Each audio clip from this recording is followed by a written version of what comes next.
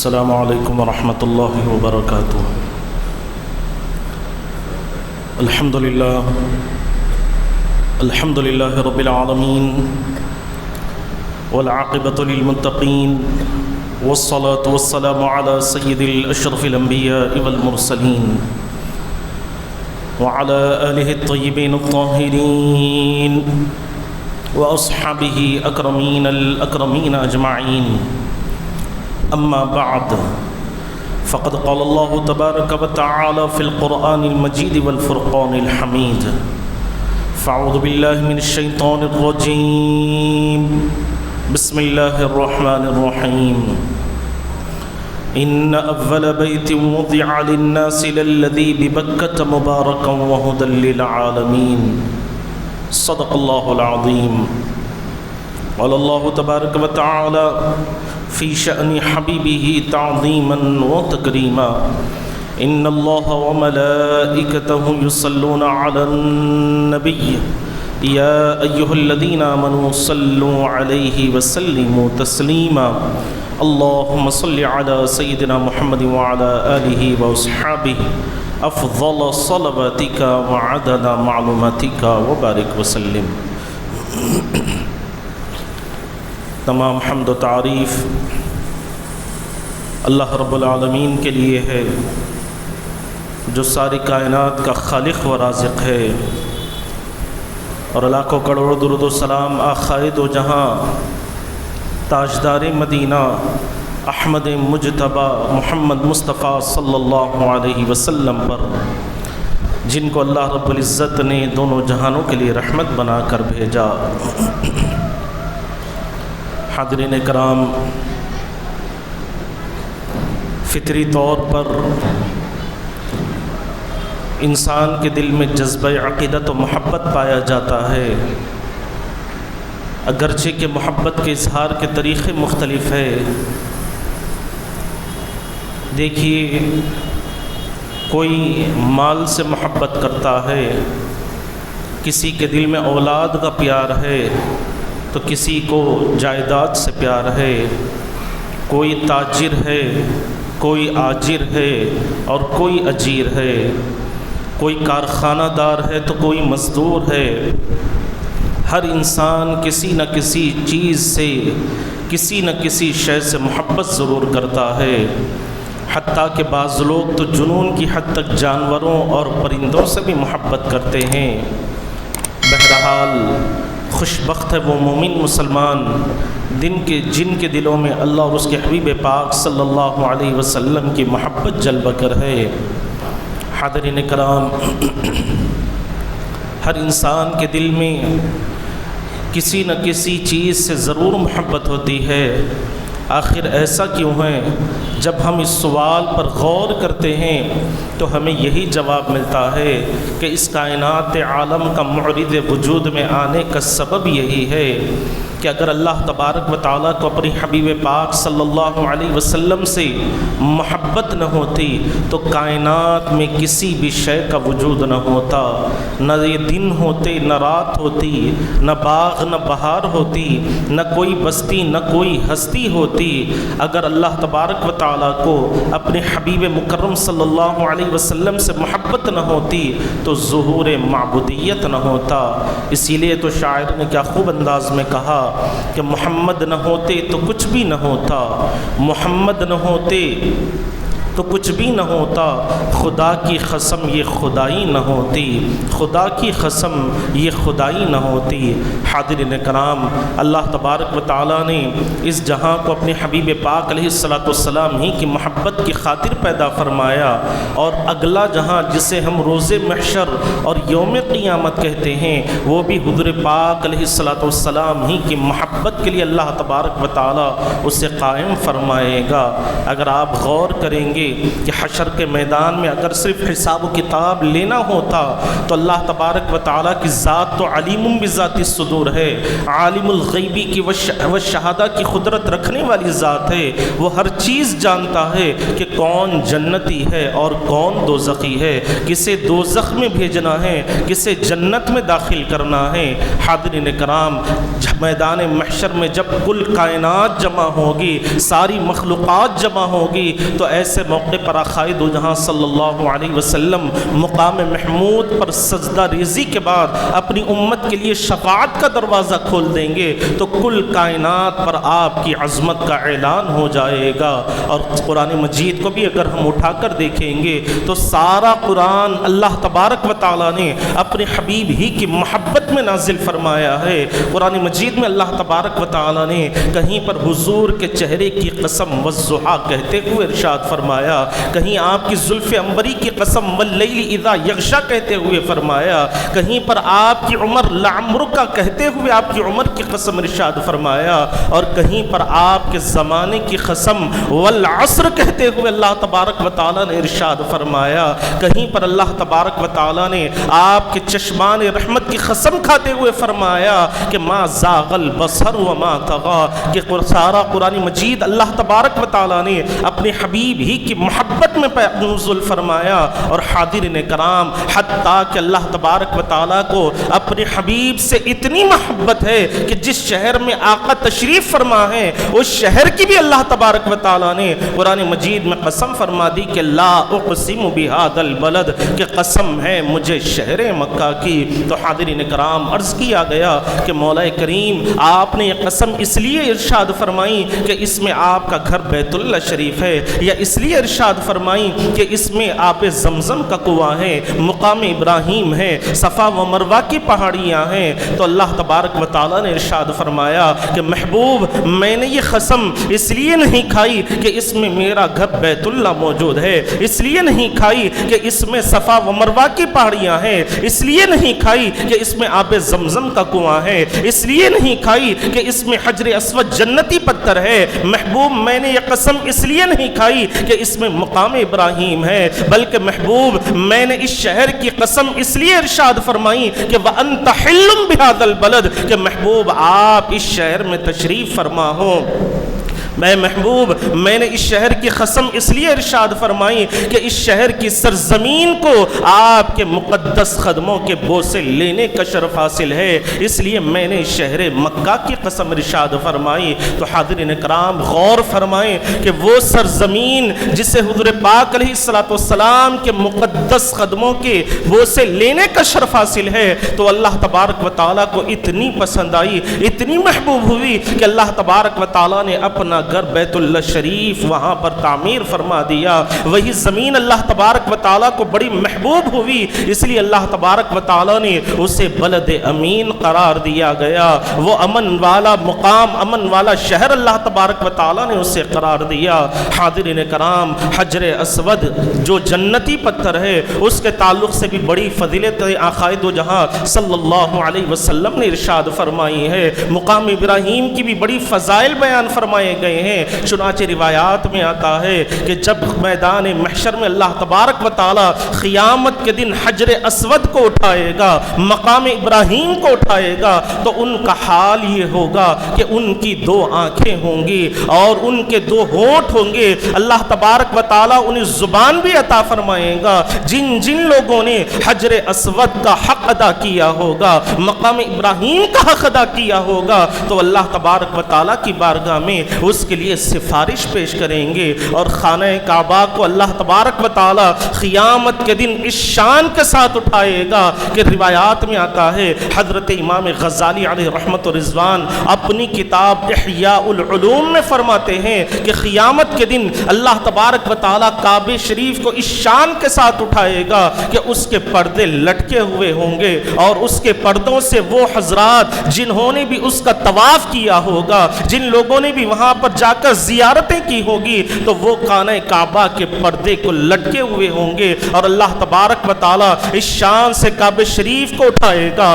کعبۃ اللہ کو اٹھائے گا کہ وہ سیدھا جنت میں داخل ہو جائے گا۔ تو جتنے لوگ بھی کعبے کے غلاف سے پردے سے لٹکے ہوئے ہیں وہ بھی کعبہ شریف کے ساتھ سیدھے جنت میں داخل ہو جائیں گے۔ تو حاضرین کرام، یہ مقام اللہ تبارک و تعالیٰ نے، یہ فضیلتیں اللہ تبارک و تعالیٰ نے حجر اسود کو، مقام ابراہیم کو اور خانہ کعبہ کو اللہ تبارک و تعالیٰ نے عطا فرمائی ہے۔ اور پھر یہ ہمارے لیے کیا کم ہے کہ دنیا کے کونے کونے کے مسلمان کا حال یہ ہے کہ وہ جہاں کہیں بھی رہنے والا ہو، لیکن جب بھی وہ نماز ادا کرنے کے لیے کھڑا ہوتا ہے تو خانہ کعبہ ہی کی طرف رخ کرتا ہے، چاہے امریکہ میں رہنے والا ہو یا افریقہ میں رہنے والا ہو یا انگلینڈ میں رہنے والا ہو، دنیا کے کسی بھی کونے میں رہنے والا ہو، ہر مسلمان کا رخ عبادت کے لیے خانہ کعبہ کی طرف ہی ہوا کرتا ہے۔ تو یہ فضیلت اللہ تبارک و تعالیٰ نے خانہ کعبہ کو عطا فرمائی ہے، اور جتنے لوگ بھی وہاں پر جاتے ہیں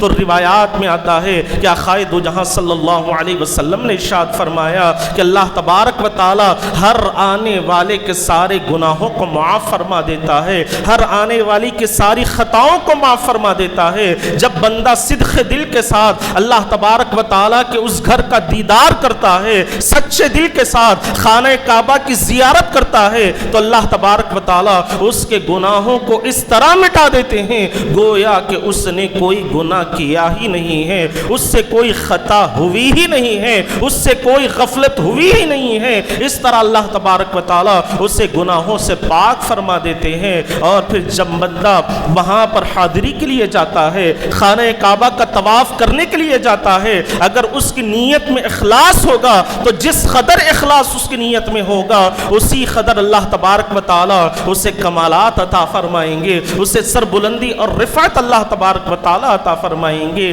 اس لیے تو آقائے دو جہاں صلی اللہ علیہ وسلم نے ارشاد فرمایا کہ جب تم اللہ تبارک و تعالیٰ کی عبادت کرو تو گویا اس طرح کا گمان اور تصور رکھتے ہوئے اللہ کی عبادت کرو کہ گویا تم اللہ تبارک و تعالیٰ کو دیکھ رہے ہو۔ اگر ایسا نہ ہو سکے تو کم سے کم اخلاص کا آخری درجہ یہ ہے کہ اتنا تو خیال ہونا چاہیے کہ اللہ تبارک و تعالیٰ تمہیں دیکھ رہے ہیں۔ تو اخلاص کا سب سے اعلیٰ درجہ یہ ہے کہ ہم اللہ تبارک و تعالیٰ کو دیکھ رہے ہیں، اور اخلاص کا سب سے آخری درجہ یہ ہے کہ کم سے کم اتنا تو تصور ہونا چاہیے کہ اللہ تبارک و تعالیٰ ہمیں دیکھ رہے ہیں۔ تو حاضرین کرام، جو لوگ بھی سفر حج پر جا رہے ہیں یا جو بھی خانہ کعبہ کی زیارت کے لیے عمرے کے لیے جانے والے ہیں یا جائیں گے، تو ان کو ان باتوں کا خیال رکھنا چاہیے کہ ان کا ہر عمل اللہ تبارک و تعالیٰ کی رضا مندی کے لیے ہونا چاہیے، اللہ تبارک و تعالیٰ کو راضی کرنے کے لیے ہونا چاہیے۔ اگر آپ شہرت کے لیے جائیں گے، نام نمود کے لیے جائیں گے، تو پھر آپ کا جانا کوئی فائدہ مند نہیں ہوگا، آپ کو اس سے کوئی نفع اور کوئی فائدہ حاصل ہونے والا نہیں ہے، کوئی نیکی حاصل ہونے والی نہیں ہے، بلکہ اللہ تبارک و تعالیٰ آپ کے اس عمل کو ضائع فرما دیتے ہیں، اپنی بارگاہ میں اللہ تبارک و تعالیٰ اسے قبول نہیں فرماتے۔ تو ہمیشہ بندے کو ہر عبادت میں اس بات کا خیال رکھنا چاہیے کہ اللہ تبارک و تعالیٰ کے لیے وہ عبادت کر رہا ہے، اللہ کو راضی کرنے کے لیے عبادت کر رہا ہے۔ اور حاضرین کرام، جب بندے کی نیت خالص ہوتی ہے، جب بندے کی نیت اچھی ہوتی ہے تو پھر اللہ تبارک و تعالیٰ اس کے ساتھ ویسے ہی معاملہ فرماتے ہیں۔ چنانچہ حکایات میں آتا ہے کہ ایک بزرگ خانہ کعبہ کی زیارت کا ارادہ کرتے ہیں، حج کرنے کا ارادہ کرتے ہیں اور اپنا رخت سفر باندھنے لگتے ہیں، تو ان کا ایک بیٹا بھی تھا، اس نے کہا کہ ابا جان آپ کہاں پر جا رہے ہیں؟ تو والد بزرگوار نے کہا کہ بیٹا میں کعبۃ اللہ شریف کو جا رہا ہوں، اللہ کے گھر کا دیدار کرنے کے لیے جا رہا ہوں۔ تو اس کمسن بچے کے دل میں یہ خیال آیا کہ ابا جان اللہ کے گھر کو جا رہے ہیں تو یقیناً وہاں پر اللہ تبارک و تعالیٰ سے بھی ملاقات ہو سکتی ہے، اللہ تبارک و تعالیٰ بھی ملاقات فرمائیں گے۔ بس کیا تھا کہ بچے نے ضد شروع کر دی کہ میں بھی آپ کے ساتھ وہاں پر چلنا چاہتا ہوں۔ والد بزرگوار نے بار بار اسے روکا لیکن وہ اپنی ضد پر اڑا رہا۔ آخر کار باپ بیٹے دونوں نے رخت سفر باندھا، میقات پر پہنچے اور احرام باندھ کر اپنے سفر کو آگے بڑھاتے ہیں، اپنے سفر پر رواں دواں ہوتے ہیں، جیسے خانہ کعبہ کے پاس پہنچتے ہیں، خانہ کعبہ کی زیارت کرنے لگتے ہیں، تو جیسے ہی بیٹے کی نگاہ خانہ کعبہ پر پڑتی ہے تو وہ فوراً ایک چیخ مارتا ہے اور زمین پر گر جاتا ہے، اور اس کی روح قفس عنصری سے پرواز کر جاتی ہے۔ جب والد نے یہ منظر دیکھا تو بڑے ہی غمگین ہو گئے، آنکھوں میں آنسو آ گئے، اور اللہ کی بارگاہ میں عرض کرنے لگے کہ مولا کریم یہ کیا معاملہ ہے کہ میرا بیٹا آپ کے در کا دیدار کرنے کے لیے آیا تھا، جیسے ہی اس کی نگاہ خانہ کعبہ پر پڑی تو اس کی روح قفس عنصری سے پرواز کر گئی، مولا یہ کیا معاملہ ہے؟ تو ہاتف غیبی سے صدا آتی ہے کہ تم خانہ کعبہ کا طواف کرنے کے لیے آئے تھے، خانہ کعبہ کو دیکھنے کے لیے آئے تھے، تو گویا تم خانہ کعبہ تک پہنچ گئے، اور تمہارا بیٹا خانہ کعبے والے کو ملنے سے آیا تھا، رب العالمین کی ملاقات کے لیے آیا تھا، تو وہ اپنے رب کی بارگاہ میں پہنچ گیا، اپنے رب کا دیدار اسے نصیب ہو گیا۔ تو حاضرین کرام، اس سے بتلانا مقصود یہ ہے کہ جیسی ہم نیتیں رکھیں گے ویسے ہی اللہ تبارک و تعالی ہمارے ساتھ معاملات فرماتا ہے، ویسے ہی اللہ تبارک و تعالی ہمارے حق میں فیصلے فرماتا ہے۔ اگر آج کوئی یہ سوچتا ہے کہ بھائی مجھ پر ذمہ داریاں بڑی ہیں، بیٹیوں کی شادی بھی کرنی ہے، گھر والوں کی ضروریات کو بھی پورا کرنا ہے، میرے پاس اتنی اوقات، اتنی سکت نہیں ہے، میری اتنی حیثیت نہیں ہے کہ میں حج کر سکوں یا عمرہ کرنے کے لیے جا سکوں، تو حاضرین کرام یاد رکھیں کہ اللہ تبارک و تعالی بندے کی سوچ کے ساتھ ہے، بندے کے گمان کے ساتھ ہے، بندے کی نیت کے ساتھ ہے۔ محدث دکن حضرت عبداللہ شاہ صاحب رحمۃ اللہ علیہ کی بارگاہ میں ایک صاحب تشریف لائے جن کی بڑی خواہش تھی کہ وہ اللہ تبارک و تعالیٰ کے گھر کا دیدار کریں، سفر حج پر جائیں۔ کئی بار انہوں نے کوشش کی لیکن ہر بار ناکام ہوتے رہے، ہر بار نامراد ہوتے رہے۔ چنانچہ اللہ والوں کی بارگاہ میں حاضر ہوئے اور یہ کہنا ہی چاہتے تھے کہ حضرت نے ارشاد فرمایا کہ بابا آج کل لوگوں کی حالت یہ ہے کہ وہ سنت تو ادا نہیں کرتے اور فرض ادا کرنے کی خواہش اور تمنا اپنے دل میں رکھتے ہیں۔ تو حاضرین وہ صاحب کا معاملہ یہ تھا کہ ان کے چہرے پر داڑھی نہیں تھی، وہ سنت مصطفیٰ کو اپنے چہرے پر سجائے ہوئے نہیں تھے، اور اللہ والوں کا معاملہ دیکھیں کہ زبان کھولنے سے پہلے، سوال کرنے سے پہلے انہوں نے پہلے ہی ان کے دل کی کیا کیفیت ہے اس کو بھی بتلا دیا، اور ساتھ ہی ساتھ ان کی اصلاح بھی فرما دی کہ بابا آج کل لوگوں کا یہ معاملہ ہے کہ وہ سنت کی طرف تو توجہ نہیں ہے، چہرے پر داڑھی رکھنے کی طرف توجہ نہیں ہے، اور فریضہ حج ادا کرنے کی تمنا رکھتے ہیں، خواہشیں رکھتے ہیں۔ یہ سننا ہی تھا کہ وہ فوراً حضرت کے قدموں میں گر جاتے ہیں اور فوراً عرض کرنے لگتے ہیں کہ آج کے بعد کبھی میں اپنی داڑھی کو ہاتھ نہیں لگاؤں گا، کبھی اپنی داڑھی کو نہیں کاٹوں گا، ساری زندگی اپنے چہرے پر حضور کی سنت کو سجا کر رکھوں گا۔ تو حضرت محدث دکن علیہ الرحمت و رضوان نے ان کے حق میں دعا فرمائی، تو ان اللہ والوں کی دعا کا یہ اثر ہوا کہ اللہ تبارک و تعالیٰ نے انہیں خانہ کعبہ کے سفر کے لیے اللہ تبارک و تعالیٰ نے بلا لیا، اپنے گھر کے دیدار کے لیے بلایا۔ اور اللہ والوں کی دعا کی برکتیں یہ ہوتی ہے کہ جس وقت وہ حضرت عبداللہ شاہ صاحب رحمت اللہ علیہ کی بارگاہ میں جا کر التجا کرنے لگے اور جس وقت حضرت نے ان کے حق میں دعا فرمائی، اس سال سے لے کر اپنے مرتے دم تک ہر سال وہ اللہ کے گھر کا دیدار کرتے رہے، حضور کے روضے انور کا دیدار کرتے رہے، اور اس حال میں اس شان کے ساتھ انہیں موت آئی کہ مسجد نبوی میں بیٹھے ہوئے ہیں اور حضور کے روضے کا دیدار کر رہے ہیں، اور ان کی روح قفس عنصری سے پرواز کر جاتی ہے۔ تو حاضرین کرام، اس سے بتلانا مقصود یہ ہے کہ اگر آپ کے دل میں پکا ارادہ ہوگا، سچی تمنا ہوگی، سچی تڑپ ہوگی، تو یقیناً اللہ تبارک و تعالیٰ کے خزانوں میں کوئی کمی نہیں ہے، وہ غیب سے ہمارے سارے انتظامات فرما سکتا ہے، ہماری ساری ضروریات کو وہی پورا کر سکتا ہے۔ تو الغرض حاضرین کرام، کہنے کا مقصد یہ ہے کہ اگر کوئی یہ سوچتا ہے کہ میرے اوپر ذمہ داریاں بہت ہے، میرے ساتھ مسائل بہت لگے ہوئے ہیں، میں بڑے پریشانیوں میں مبتلا ہوں، تو وہ ساری زندگی اسی حالت میں رہے گا۔ اگر یہ کوئی یہ سوچ رکھتا ہے کہ میں زندگی میں ایک مرتبہ ہی صحیح کبھی نہ کبھی اللہ کے گھر کا دیدار کروں گا، حضور کے روضے انور کا دیدار کروں گا. یہ سوچتے ہوئے اگر کوئی بندہ، اگر کوئی شخص رقم جمع کرنے کی کوشش کرتا ہے، تھوڑا سا بھی روپیہ پیسہ جمع کرتا ہے، اسی حال میں اگر اسے موت آ جائے گی تو اللہ کی ذات سے یہ قوی امید ہے کہ اللہ تبارک و تعالی اسے حج کا بھی ثواب عطا فرمائے گا، اسے عمرے کا بھی اللہ تبارک و تعالی ثواب عطا فرمائے گا. کیونکہ آخائے دو جہاں صلی اللہ علیہ وسلم ہی نے وضاحت کے ساتھ ہمارے سامنے بیان فرما دیا کہ انما الاعمال بالنیات، کہ تمام کاموں کا دار و مدار نیتوں پر منحصر ہے. تمہاری نیتیں جیسی ہوں گی اللہ تبارک و تعالی تمہارے حق میں ویسے ہی فیصلے فرمائے گا. اور پھر آقائے دو جہاں صلی اللہ علیہ وسلم نے جس طرح ارشاد فرما دیا کہ حج و عمرہ کرنے سے محتاجی نہیں آتی، مال میں کوئی کمی نہیں ہوتی،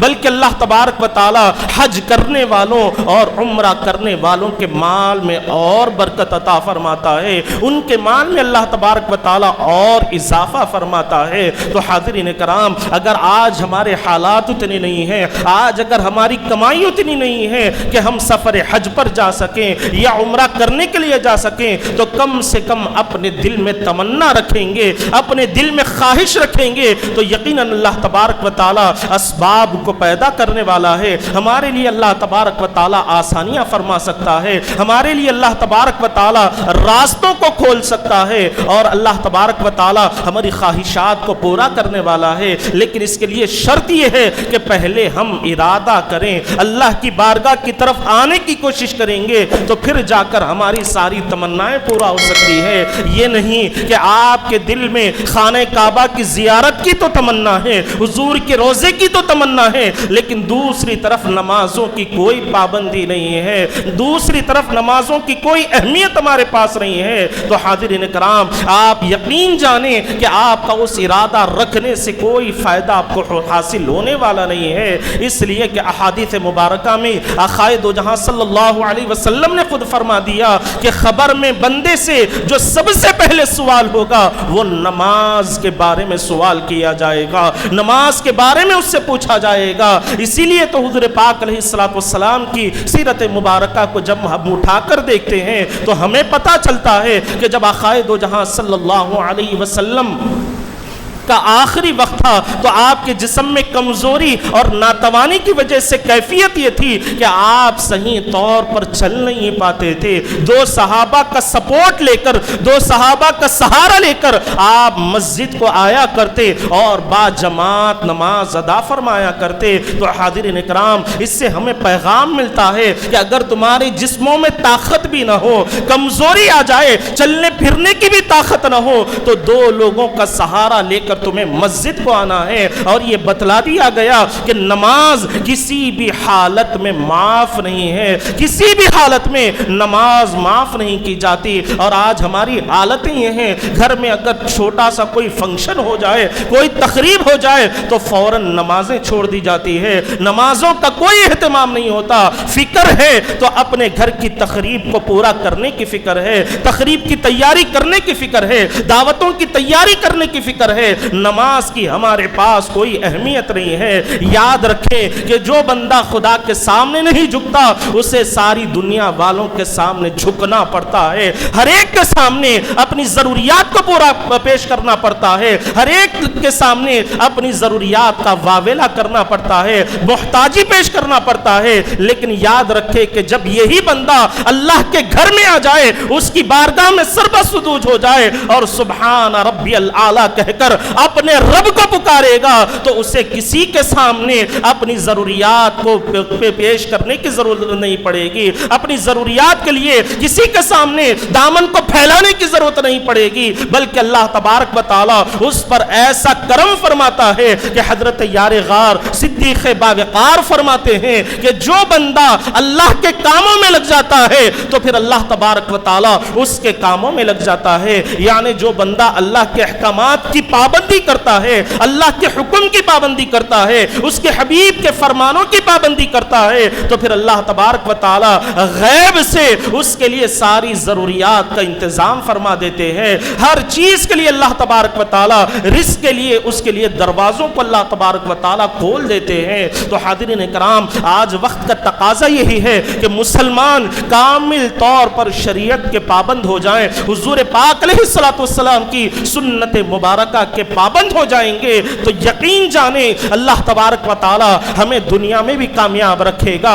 اور آخرت بھی اللہ تبارک و تعالی اس کی برکت سے ہماری آخرت کو بھی سنوار دے گا۔ ذرا بزرگان دین کی زندگیوں کو اٹھا کر دیکھیں کہ حضرت غریب نواز رحمت اللہ علیہ جب ہندوستان کو تشریف لائے تو یہاں کی زبان آپ کو نہیں آتی تھی، یہاں کی بولی نہیں جانتے تھے، یہاں کی لینگویج کو نہیں جانتے تھے، لیکن محض دہلی سے اجمیر تک کے سفر کے دوران ہزاروں لاکھوں کی تعداد میں لوگ دائرے اسلام میں داخل ہو گئے۔ حضور کے اپنے آپ کو لوگوں نے غلام بنا لیا۔ وجہ کیا تھی کہ آپ کا حلیہ ہی اتنا مبارک تھا، آپ کا چہرہ ہی اتنا نورانی تھا کہ لوگوں نے دیکھا کہ اللہ کے نبی کے ایک غلام کے چہرے کی نورانیت کا یہ عالم ہے تو اس آقا کا عالم کیا ہوگا جس کو یہ اپنا نبی مانتے ہیں، جن کو یہ اپنے آپ کو جس کا یہ اپنے آپ کو امتی مانتے ہیں، ان کی فضیلتوں کا عالم کیا ہوگا۔ تو حاضرین کرام، حضرت غریب نواز رحمت اللہ علیہ نے کوئی کسی کو نصیحت نہیں فرمائی، محض لوگوں نے آپ کے چہرے کو دیکھ کر اسلام قبول کیا۔ اور حضرت بندہ نواز گیسوئے دراز رحمت اللہ علیہ کا جو عرس مبارک کی آج محافل سجی ہوئی ہے، گلبرگہ شریف میں جو محافل چل رہی ہیں، اگر آپ حضرت بندہ نواز گیسو دراز رحمت اللہ علیہ کی سیرت مبارکہ کو اٹھا کر دیکھیں گے تو آپ کو پتا چلے گا کہ 7 سال کی عمر سے لے کر مرتے دم تک کبھی آپ نے ایک نماز کو بھی قضا ہونے نہیں دیا۔ 104 سال کی عمر میں آپ اس دنیا سے وفات پائے اور 7 سال کی عمر سے نماز کے پابند ہو گئے۔ تو ذرا غور فرمائیں کہ 97 ایئرز تک آپ نے نماز کی پابندی فرمائی ہے، ایک نماز کو بھی قضا ہونے نہیں دیا۔ اور آج ہماری یہ حالتیں ہیں کہ اللہ والوں کی محبت کا دم تو بھرتے ہیں لیکن ان کے طریقوں پر چلنے کی کوشش نہیں کرتے، ان کے بتائے ہوئے راستوں پر چلنے کی کوشش نہیں کرتے۔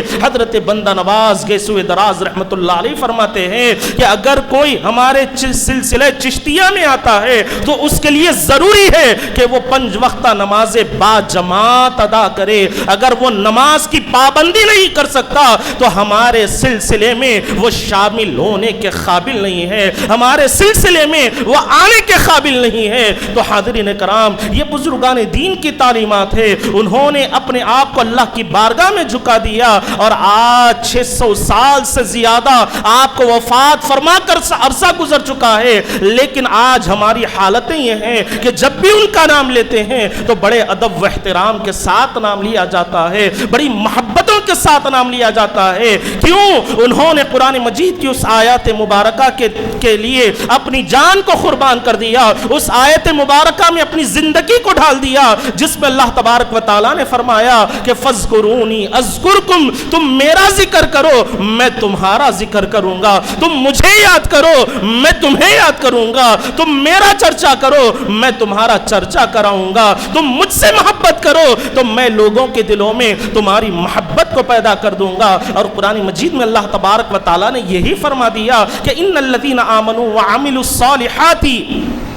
سیجعل لہم الرحمن ودا، کہ بے شک جو لوگ ایمان لائے، نیک عمل کیے، اللہ تبارک و تعالی لوگوں کے دلوں میں ان کی محبت کو پیدا فرما دیتا ہے۔ حاضرین کرام، آج ہم میں سے کسی نے بھی حضرت بندہ نواز گیسوئے دراز کو دیکھا نہیں، لیکن آج بھی ان کی محبت ہمارے دلوں میں بسی ہوئی ہے، ان کی عقیدت آج بھی ہمارے دلوں میں بسی ہوئی ہے۔ وجہ کیا تھی کہ انہوں نے اللہ اور اس کے حبیب کے رسی کو تھام لیا، اللہ اور اس کے حبیب کے فرمان مسلمانوں کو اپنے سینے سے لگا لیا تو اللہ تبارک و تعالیٰ نے لوگوں کے دلوں میں ان کی محبت کو پیدا فرما دیا۔ تو حضرت بندہ نواز گیسو دراز کی سیرت مبارکہ سے ہمیں یہی پیغام ملتا ہے کہ کبھی آپ نے اپنی زندگی میں حضور کی کوئی سنت مبارکہ کو نہیں چھوڑا، کبھی نماز کو قضا ہونے نہیں دیا، ساری زندگی با جماعت آپ نے نماز ادا فرمائی ہے۔ تو حاضرین کرام، اگر ہم بھی اللہ والوں سے محبت کرتے ہیں، ہمارے دلوں میں بھی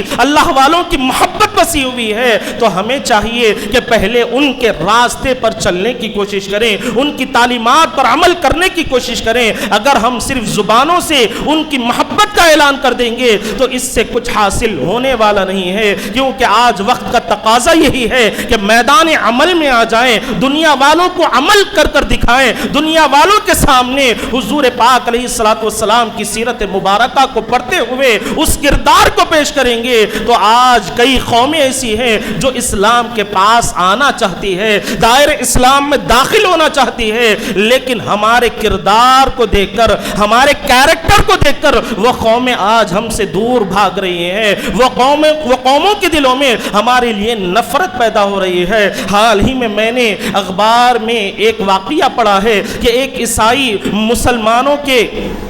حالات کو دیکھتے ہوئے، ان کی تعلیمات کو دیکھتے ہوئے، حضور پاک علیہ السلام کی سیرت مبارکہ کو دیکھتے ہوئے اس نے اسلام کو قبول کیا، اور جب مسلمانوں کے قریب آیا، مسلمانوں سے اس کا تعلق قریب ترین ہونے لگا، اور جب اس نے مسلمانوں کے حالات کو دیکھا، ان کے اخلاق کو دیکھا، ان کے کردار کو دیکھا، حضور کے ساتھ صرف ان کا محبت کا دعویٰ ہے اس کو اس نے دیکھا، حضور کے ساتھ صرف محبت کے لیے دعوے بازی ہے اس کو جب اس نے دیکھا، تو اس کی حالت یہ ہوئی کہ جو عیسائی مذہب کو چھوڑ کر اسلام کو قبول کیا تھا، مسلمانوں کے کردار کو دیکھ کر پھر سے اس نے اسلام کو چھوڑ دیا اور عیسائیت کو قبول کر لیا۔ تو یہ ہمارے لیے بڑے ہی غور و فکر کرنے والی بات ہے، ہمارے لیے سوچنے والی بات ہے کہ آج کئی قومیں اسلام کی پیاسی ہیں، محبت کی پیاسی ہیں، وجہ صرف نہیں آنے کی یہی ہے کہ آج ہمارے کردار کو دیکھتے ہوئے، آج ہمارے کیریکٹر کو دیکھتے ہوئے وہ قومیں دور ہوتی چلی جا رہی ہیں۔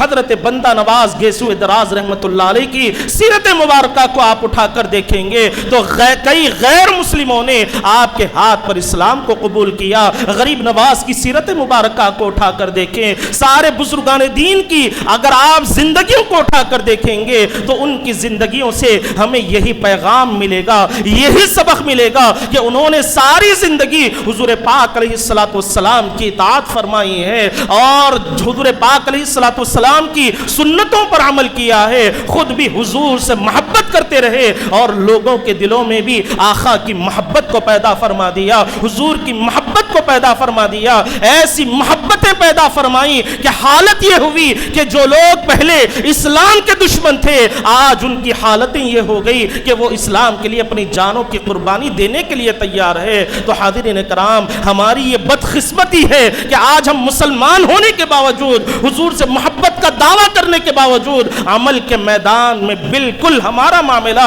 زیرو ہے، ہمارا معاملہ بالکل صفر ہے۔ اگر آج مسلمانوں کو کامیاب ہونا ہے، کامیاب اور کامران ہونا ہے، کھویا ہوا وقار حاصل کرنا ہے، عزت حاصل کرنا ہے، حاضرین کرام ذرا ٹیپو سلطان کی سیرت کو اگر آپ اٹھا کر دیکھیں، ان کی زندگی کو آپ اٹھا کر دیکھیں تو آپ کو پتا چلے گا کہ اس بادشاہ کی کیفیت یہ تھی کہ ساری زندگی وہ نماز تہجد کا پابند رہا اور ساری زندگی باوضو رہا کرتا تھا، کبھی بغیر وضو کے وہ انسان آپ کو نہیں ملے گا، اس کی سیرت میں آپ کو کبھی نہیں ملے گا کہ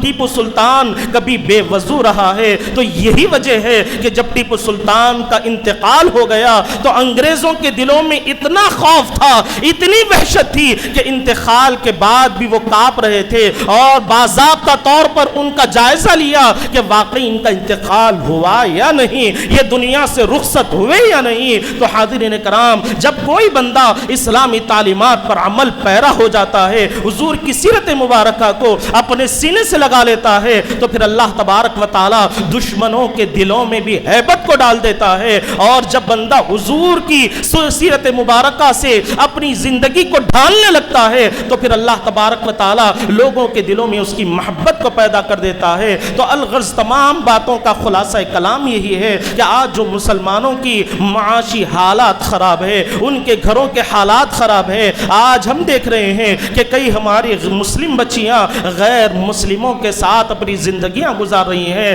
کئی مسلم بچے بے راہ روی کا شکار ہے، غلط راستوں پر جا رہے ہیں۔ اس کی وجہ یہی ہے کہ دینی تعلیم سے آج مسلمان دور ہوتے چلے جا رہے ہیں، ان کے دلوں سے حضور کی محبت کو نکالا جا رہا ہے۔ آج ہمارے ہاتھوں میں جو موبائل فون موجود ہے، جو سیل فون آج ہمارے ہاتھوں میں موجود ہے، یہ بھی یہودیوں کی ایک بہت بڑی سازش ہے۔ آپ سوچتے ہیں کہ میں نے 50,000 کا فون لیا ہے، اس میں اتنے فیوچرز موجود ہے، اتنے ایپس موجود ہے، لیکن حاضرین کرام یاد رکھیں کہ وہ لوگ آپ کو جو دکھانا چاہتے ہیں وہی آپ اپنے موبائل میں دیکھ رہے ہیں، وہ لوگ آپ کو بتلانا چاہتے ہیں وہی چیزیں آپ اپنے 50,000 کے موبائل میں دیکھ رہے ہیں، یا 1,00,000 کا موبائل ہو اس میں بھی وہی دیکھ رہے ہیں۔ کوئی فخر کرنے والی بات نہیں ہے۔ اگر مسلمانوں کی زندگی کو اگر آپ اٹھا کر دیکھیں گے، تاریخ اسلام کو اٹھا کر دیکھیں گے تو سب سے پہلے میزائل نکالنے والے ٹیپو سلطان ہے۔ آج ہمارے کئی نوجوانوں کو اس سے کوئی واقفیت ہی نہیں ہے۔ اگر آپ اٹھا کر دیکھیں گے تو جو آسمان کی تعلیم کا جو نظام ہے، ستاروں کی تعلیم کا جو معاملہ ہے، سب سے پہلے اس کے بارے میں ایک مسلمان نے بتلایا ہے، اور بہت ساری چیزیں ہیں جس کی ایجادات مسلمانوں نے کی ہے۔ لیکن الغرض حاضرین کرام، آج مسلمانوں کا معاملہ یہ ہے کہ وہ تعلیم کے میدان میں بھی پیچھے ہے، اسلامی تعلیمات میں بھی پیچھے ہے، حضور کی محبت کے معاملے میں بھی آج مسلمان سب سے پیچھے ہوئے کھڑے آپ کو نظر آئیں گے۔ اگر کامیاب ہونا ہے اور اپنے آپ کو سرخر کرنا ہے، سر بلند کرنا ہے، تو اس کے لیے ہمیں سب سے پہلے اللہ اور اس کے حبیب پاک علیہ الصلوۃ والسلام کے احکامات پر عمل کرنا پڑے گا، حضور کی سنت مبارکہ پر عمل کرنا پڑے گا، تب کہیں جا کر ہم اپنا کھویا ہوا وقار بھی حاصل کر سکتے ہیں، کھویا ہوا مقام بھی ہمیں مل سکتا ہے۔ کیونکہ قرآن مجید میں اللہ تبارک و تعالیٰ نے خود وضاحت کے ساتھ ارشاد فرما دیا کہ جس قوم کو اپنی حالت بدلنے کی غور و فکر نہ ہو تو اللہ تبارک و تعالیٰ کو بھی اس کی کوئی فکر نہیں۔ جو اپنے آپ کو بدلنا نہیں چاہتا، اللہ کو بھی اس کی کوئی پرواہ نہیں۔ جب کوئی بندہ اپنے آپ کو بدلنے کی کوشش کرتا ہے تو یقیناً وہاں پر اللہ تبارک و تعالیٰ کی رحمتیں بھی اس کے ساتھ شامل حال ہوتی ہے، اللہ تبارک و تعالیٰ بھی اس بندے کی مدد فرماتا ہے۔ اگر ہم اپنے آپ کو بدلنے کی کوشش نہیں کریں گے تو یاد رکھیں کہ اللہ تبارک و تعالیٰ کو بھی ہماری کوئی پرواہ نہیں ہے، ہماری کوئی فکر نہیں ہے۔ اگر ہم اپنے آپ کو بدلنے کی کوشش کریں گے تو یقیناً آقا دو جہاں صلی اللہ علیہ وسلم نے فرما دیا کہ اگر کوئی بندہ 40 سال تک بھی گناہ کرتا رہا، اس کے بعد اس کے دل میں توبہ کا خیال پیدا ہوا اور وہ اللہ کی بارگاہ میں معافی طلب کرے گا تو یقیناً اللہ تبارک و تعالیٰ اس کے سارے گناہوں کو معاف فرمائے گا۔ تو الغرض حاضرین کرام، ہم تمام کو چاہیے کہ اللہ تبارک و تعالیٰ کے پیارے محبوب صلی اللہ علیہ وسلم نے جو سنتیں ہمارے سامنے رکھی ہیں، اللہ کے جو احکامات ہمارے سامنے بیان فرمائے ہیں، جو شریعت مطہرہ ہمارے سامنے موجود ہے، ہمیں چاہیے کہ ہم اس پر کامل طور پر عمل کرنے کی کوشش کریں، اپنی زندگی کو اسلام کی زندگی میں ڈھالنے کی کوشش کریں، حضور کی محبت میں ڈھالنے کی کوشش کریں گے تو یقیناً اللہ تبارک و تعالی ہماری دنیا کو بھی کامیاب کرے گا اور آخرت میں بھی اللہ تبارک و تعالی ہمیں کامیابی اور سرفرازی عطا فرمائے گا۔ آخر میں دعا ہے کہ جو کچھ کہا گیا، جو کچھ